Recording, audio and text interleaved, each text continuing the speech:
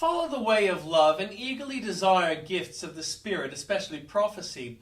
For anyone who speaks in tongues does not speak to the people but to God. Indeed, no one understands them. They utter mysteries by the Spirit. But the one who prophesies speaks to people for their strengthening, encouraging, and comfort. Anyone who speaks in a tongue edifies themselves, but the one who prophesies edifies the church. I would like every one of you to speak in tongues, but I would rather have you prophesy. The one who prophesies is greater than the one who speaks in tongues, unless someone interprets, so that the church may be edified. Now, brothers and sisters, if I come to you and speak in tongues, what good will I be to you, unless I bring you some revelation or knowledge or prophecy or word of instruction? Even in the case of lifeless things that make sounds such as the pipe or harp, how will anyone know what tune is being played unless there is a distinction in the notes? Again, if the trumpet does not sound a clear call, who will get ready for battle? So it is with you. Unless you speak intelligible words with your tongue, how will anyone know what you are saying? You'll be just speaking into the air. Undoubtedly, there are all sorts of languages in the world, yet none of them is without meaning. If then I do not grasp the meaning of what someone is saying, I am a foreigner to the speaker, and the speaker is a foreigner to me. So it is with you. Since you are eager for the gifts of the Spirit, try to excel in those that build up the church. For this reason, the one who speaks in a tongue should pray that they may interpret what they say. For if I pray in a tongue, my spirit prays, but my mind is unfruitful. So what shall I do?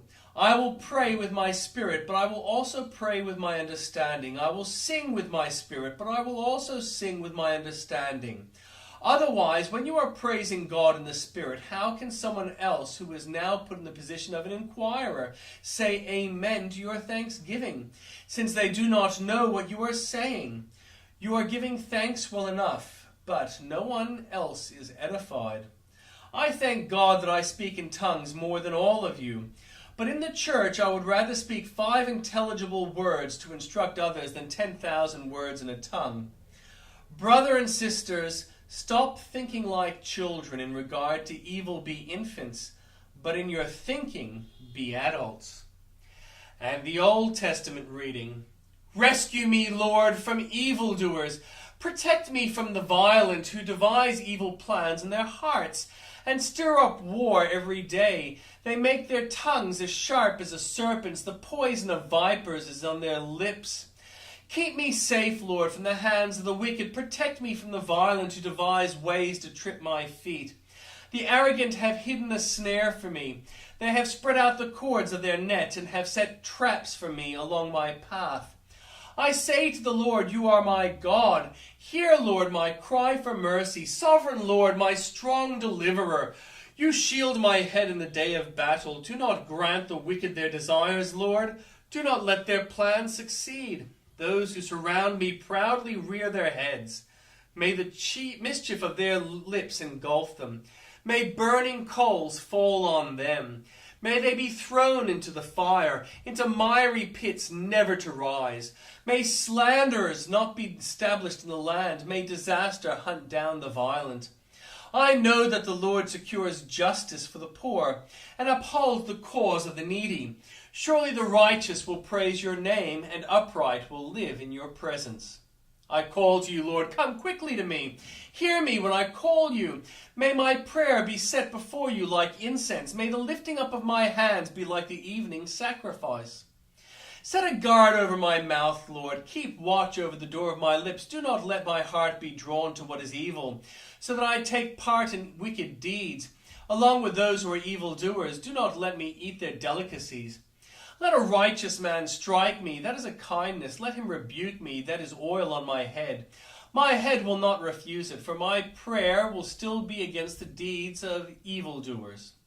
Their rulers will be thrown down from the cliffs, and the wicked will learn what my words were well spoken. They will say, as one plows and breaks up the earth, so our bones have been scattered at the mouth of the grave. But my eyes are fixed on you, sovereign Lord.